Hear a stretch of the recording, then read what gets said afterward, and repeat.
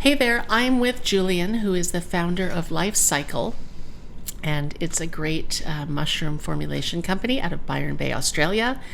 He's partnered with Dave Osprey from Bulletproof Coffee, from Upgrade Labs, and I'm taking the product. I love it, and we're here today to just talk about mushrooms, how we can use them to sleep better, think better, focus better, love better, and basically live better with mushrooms. Exactly. Unlock humanity's potential with mushrooms. Okay, that too. And that's a big responsibility. It's a big responsibility, but mushrooms have a lot of work to do. It's the mushrooms. And the mushrooms, if we good thing they've been around for a long time. They've been around for a long time, and they've been just kept in the dark for a long time, and so it's now bringing them out into the light. And so, exactly, we've got different mushrooms here that do different things for different benefits. And so, the cordyceps mushroom is an amazing to take in the morning. Pre-exercise, it increases VO2 max, increases oxygenation to the cells, and so great for endurance, great for almost an insurance policy for a bad sleep, actually, in the sense that, you know, when you have that insomnia the night before, you're thinking, oh, I'm not going to get enough sleep, I've got those meetings tomorrow.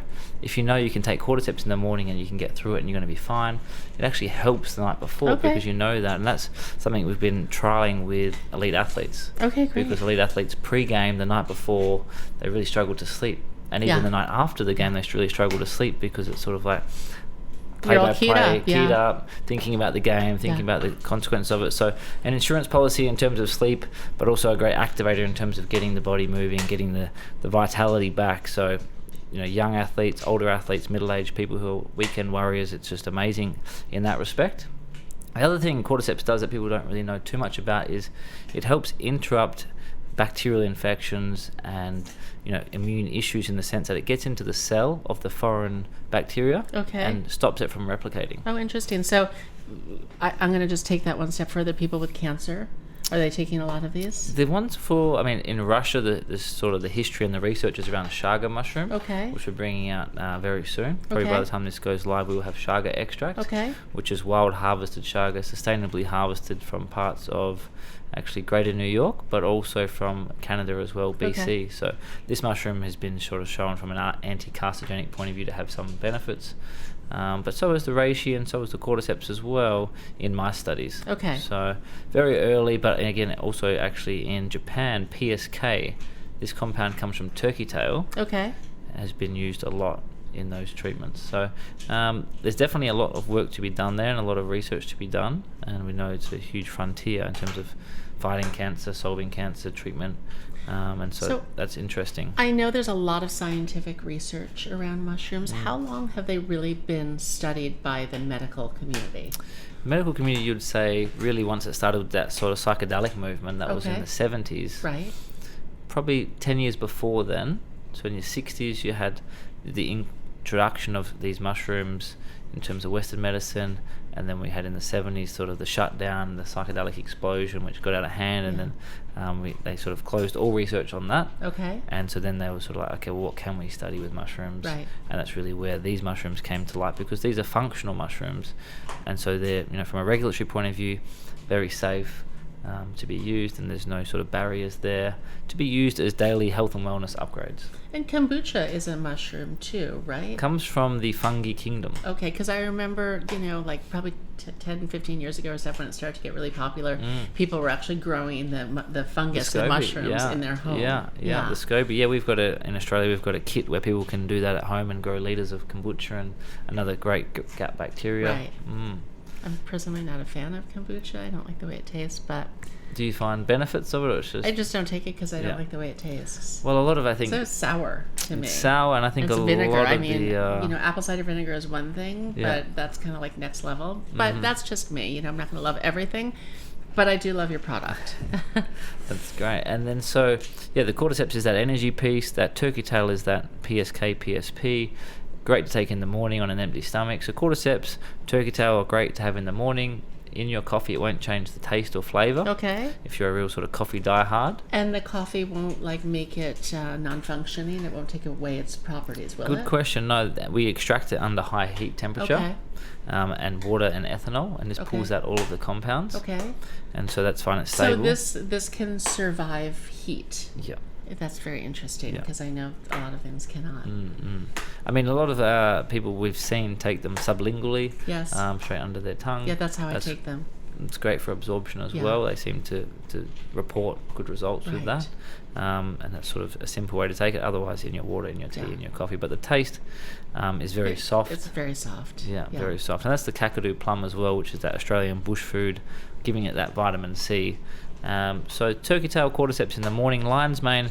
I mean, Dave loves to take it in the evening for sleep and consolidating memory, and others also take it in the morning as well. So they take 1 ml in the morning and 1 ml in the evening. And so what you're getting there, it's an adaptogen, so it adapts to the environment in the morning.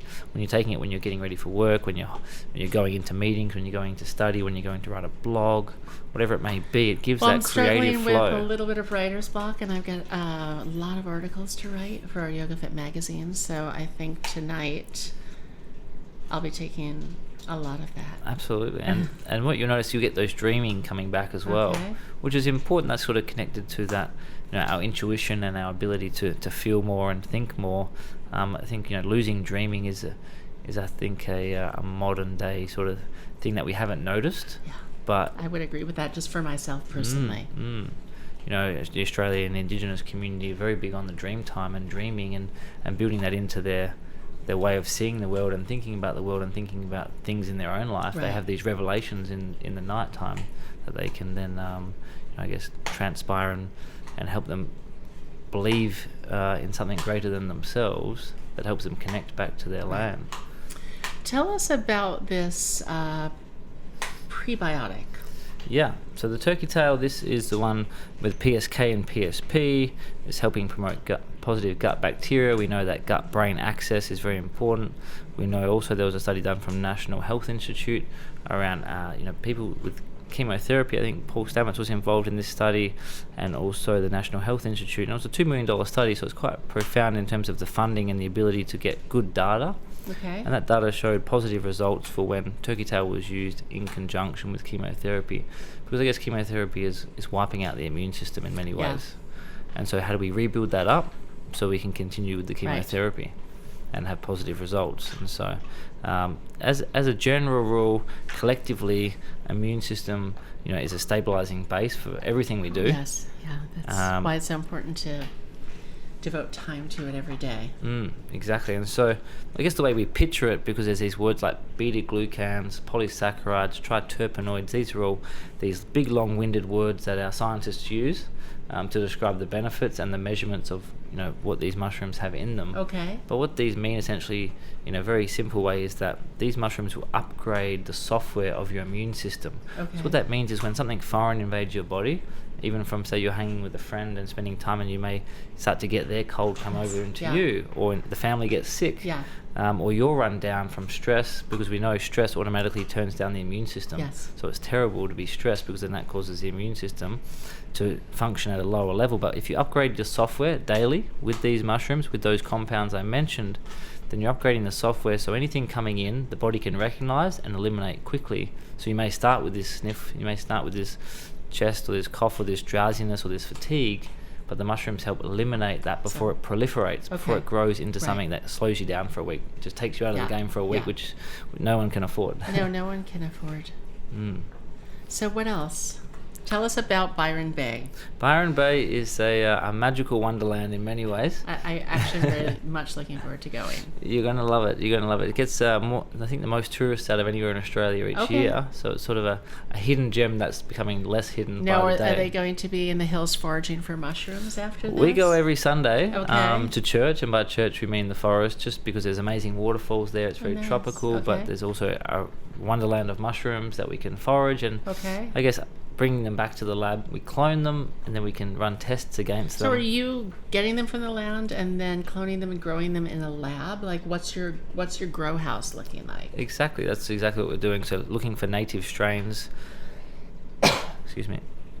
So the turkey tail is from the Blue Mountains, and the shiitake is that's actually an overseas mushroom, but the lion's mane also is an Australian native variety. And so again, working with energetics, working with local mushrooms, especially mushrooms that grow in Australia, because it's such a tough terrain in terms of the heat of the summer. In terms of the winter, it's quite cold as well. And so take in some lion's mane. If we're growing, same with the kakadu plum, it's growing in very harsh climates, and so for a fruit or a mushroom to grow in these climates, it must have amazing compounds in it. Just take, for example, the chaga mushroom, which takes over 10 years to really grow to a sizable amount in negative 20 to 40 degree temperatures on birch trees. And so going with that philosophy of things that take a long time to grow or grow in very hard climates. And are you able to replicate these conditions in your lab? And do we need to worry that one day mushrooms are going to become extinct because, people will have taken them all?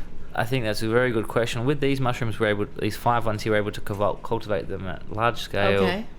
No problem. The chaga mushroom, absolutely. So we make sure we know the source we're getting it from, and we have a very strong relationship with those foragers, and we understand their foraging practices in terms of how they harvest it so it can regrow back. Okay. If you don't know how to harvest it properly, you may just take the whole thing, and then it won't regrow. Yeah.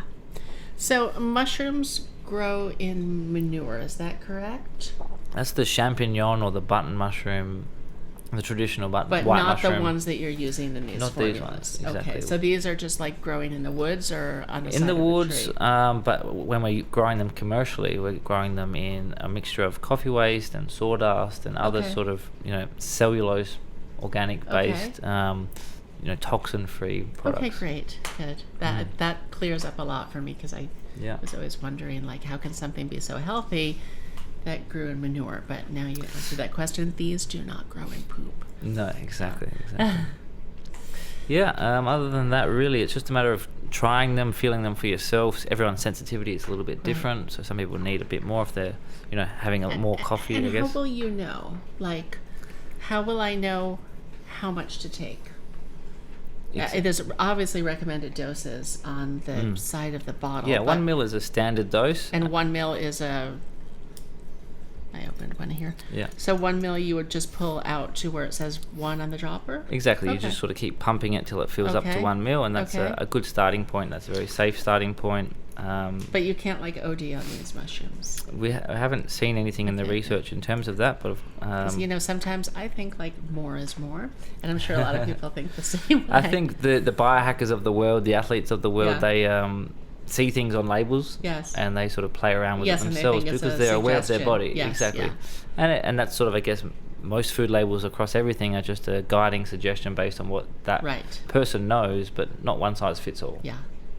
And so that's where you've got to play around with it yourself. For me, I know what works in terms of having cordyceps in the morning with lion's mane and turkey tail.